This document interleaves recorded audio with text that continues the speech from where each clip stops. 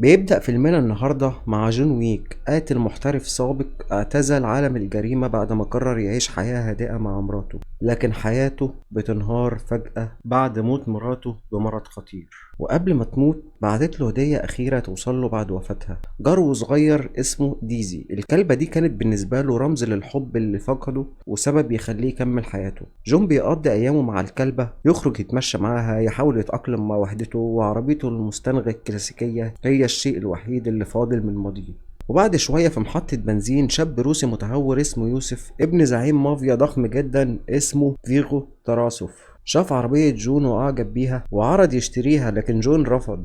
يوسف حس بالإهانة، وفي الليل هو ورجالته اقتحموا بيت جون وضربوه وسرقوا عربيته، والأسوأ إنهم قتلوا الكلبة الصغيرة ديزي.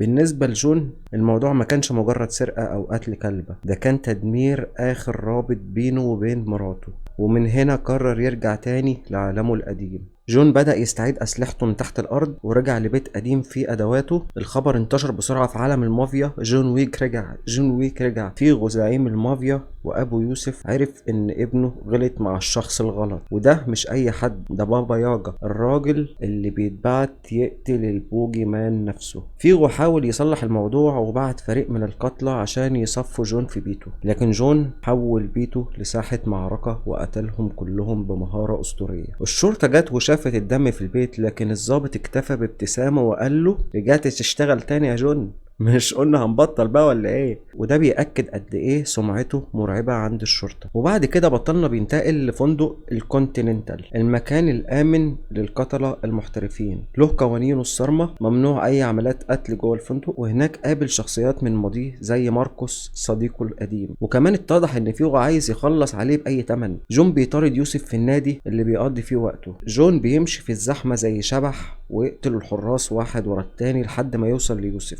يوسف بيهرب في اللحظة الأخيرة، لكن جون بيكمل ويمشي وراه. بعد مطاردات ومعارك كبيرة، جون بينجح انه يقتل يوسف قدام رجالة ابوه. اللي حصل هنا مش مجرد انتقام، ده رسالة واضحة لفيغو: اللي عمله ابنك مش هيفلت من العقاب. فيغو طبعا اتضايق جدا بسبب موت ابنه، وحاول يستعمل اي وسيلة عشان يوقف جون، حتى انه بيؤمر رجالة يقتلوا ماركوس صديق جون. جون بيكتشف الخيانة ويدخل في مواجهة نهائية مع فيغو ورجالته، واخر معركة بتتم بينهم بتتم في المينا تحت المطر، وجون بيقتل فيجو بعد قتال شرس. وبعد الانتقام ده كله، جون بيرجع بيته لوحدته تاني، لكن بيدخل عيادة بيطرية وياخد كلب جديد من هناك، بس الكلب المرة دي كان كبير شوية، كأنه بداية جديدة أو رمز إن حياته ممكن تكمل رغم كل اللي حصل.